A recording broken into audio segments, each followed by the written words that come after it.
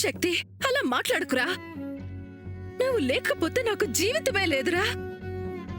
రే, జనం మాట పిచ్చుడి చేతిలో రాయి లాంటిదిరా. మనకి తగిలి గాయమైనంత మాత్రాన రాయికి విలువ పెరగదు, పిచ్చోడి గొప్పతనము పెరగదు. కొంచెం నొప్పిని భరించాలంతే. సహనంగా ఉంటే అదే జనానికి మనం గాయం చేసినవాడు పిచ్చివాడని తెలుస్తుంది. అయినా ఈ అమ్ముండగా నువ్వు ఆత్మహత్య చేసుకోవడమేంట్రా?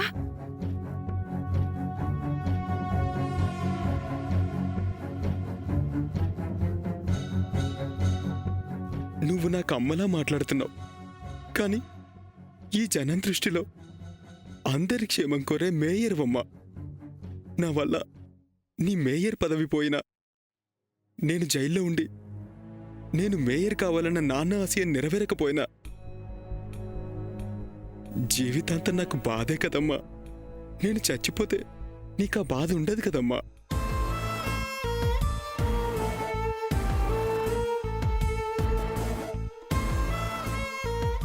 శక్తి, నువ్వు ఆ విషయం గురించి ఆలోచించాల్సిన అవసరమే లేదురా.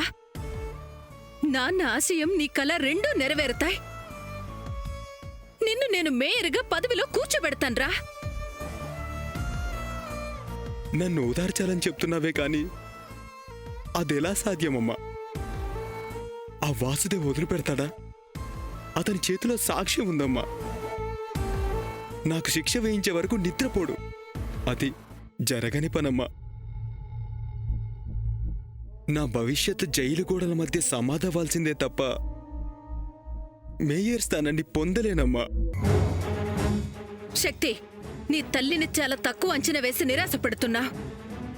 నువ్వు అరెస్ట్ అయిన దగ్గర నుంచి నేను ప్రతి క్షణం నిన్నెలా బయటికి తీసుకుని రావాలా, ఆ వాసుదేవుని ఎలా గెలవాలా అనే ఆలోచిస్తున్నాను. నేనుండగా నీకెలా శిక్ష పడనిస్తాన్రా? జైలు నుండి నిన్ను కడిగిన ముత్యంలా బయటికి తీసుకుని వస్తాను. నిన్ను దోషి అన్న ఆ వాసుదేవ్ నోటుతోనే నిర్దోషి అని చెప్పించి నీ మీద పడిన మచ్చని చెరిపేసి ఏ నింద లేకుండా నిన్న మేయర్ కుర్చీలో కూర్చోబెడతాను.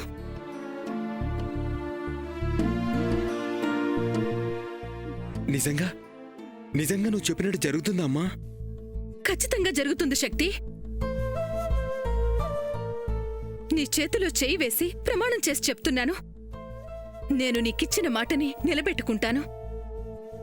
ఈ జనం, ఈ సమాజం నేను తప్పు చేయలేదని నన్ను మంచివాడిగా అంగీకరిస్తారామ్మా? అంగీకరించేలా చేస్తుందిరా మీ అమ్మ. నీ మాటల వల్ల నాకు ధైర్యం వస్తుందమ్మా. నువ్విలా చేస్తానని చెప్తుంటే నాకు బ్రతకాలి అన్న ఆశ కలుగుతుందమ్మా.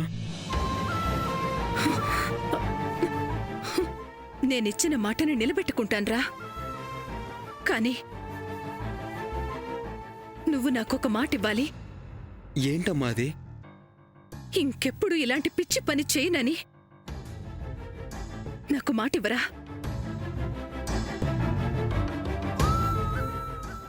నువ్వింతగా చెప్తుంటే నేనెలా చచ్చిపోతానమ్మా? నేనలా చేయను. ఒట్టమ్మా.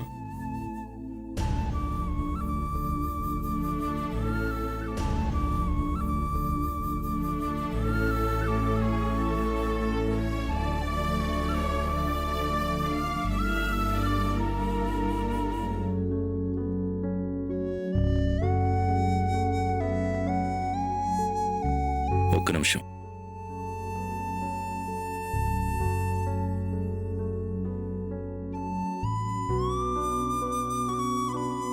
మీకు విషయం చెప్దాం అనుకుంటున్నాను మీనాక్షి గారు. నన్ను భర్త కాదనుకున్నారు, అది మీ ఇష్టం. కానీ నన్ను ఒక పరాయి వ్యక్తిలా భావించి మన మధ్యలో ఏ సంబంధం లేదని నిర్ణయించుకున్నప్పుడు నా క్షేమం కోరి మీరిలా అర్చనలు పూజలు చేయించాల్సిన అవసరం లేదు. అవును మీనాక్షి గారు, నేను మీ భర్తని పరాయి వాళ్ల ముందు ఒప్పుకునే పరిస్థితిలో మీరు లేనప్పుడు నా గురించి ఆలోచించొద్దు.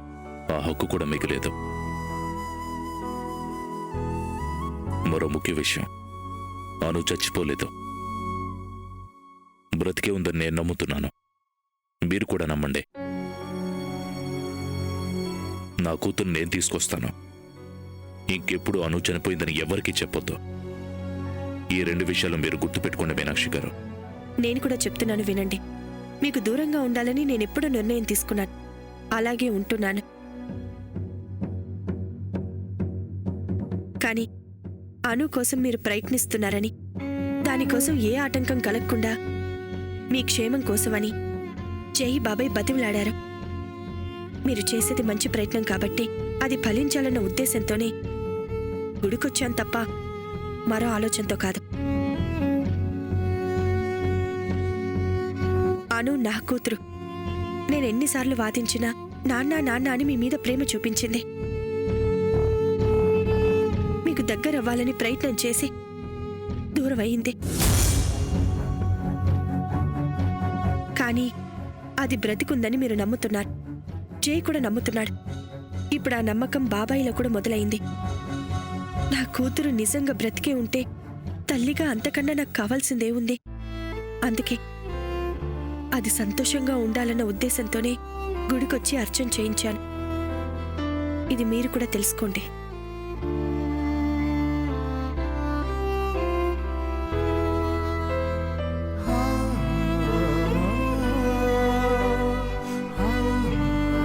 మేడం ఏంటి సార్ ఇంత కనికరం లేకుండా మాట్లాడుతుంది? మీనాక్షి అంతే రవి. చూసోగా, అను కోసం అర్చన వద్దంటుంది.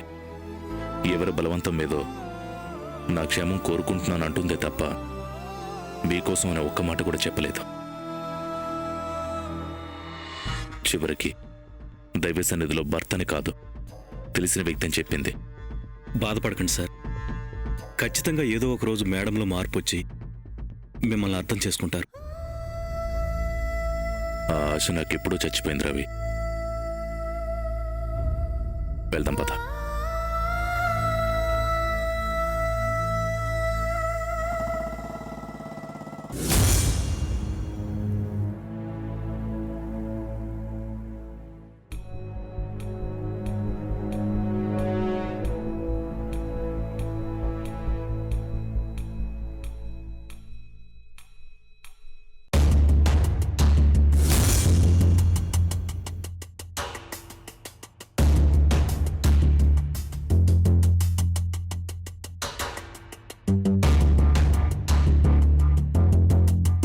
గాయం ఏంటి?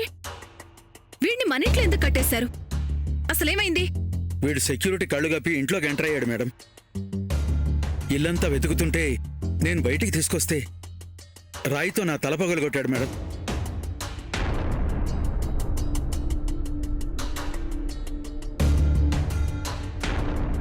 రే, అసలు ఏమనుకుంటున్నావురా నువ్వు? నా ఇంటికొచ్చి నా పర్మిషన్ లేకుండా నా ఇల్లంతా వెతికిందే కాకుండా మా పియ్య తల పగలగొడతావా?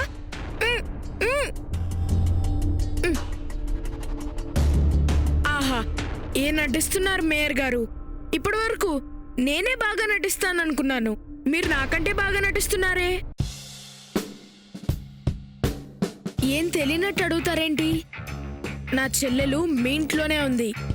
అందుకే మీ ఇల్లంతా వెతుకుదామని వచ్చాను. ఇదిగో, మీ పిఏ గారే బలవంతంగా బయటికి లాక్కొచ్చారు. మీరెంత బలవంతంగా నన్ను బయటికి పంపించినా నేను మళ్ళీ మళ్ళీ వెతుకుతూనే ఉంటాను. నా చెల్లెలు దొరికే అంతవరకు వెతుకుతాను. కానిస్టేబుల్స్, కట్లిప్పండి.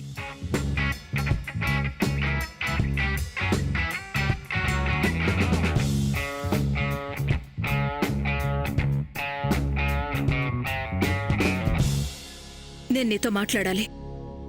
నేను కూడా మీతో మాట్లాడాలి. పదండి.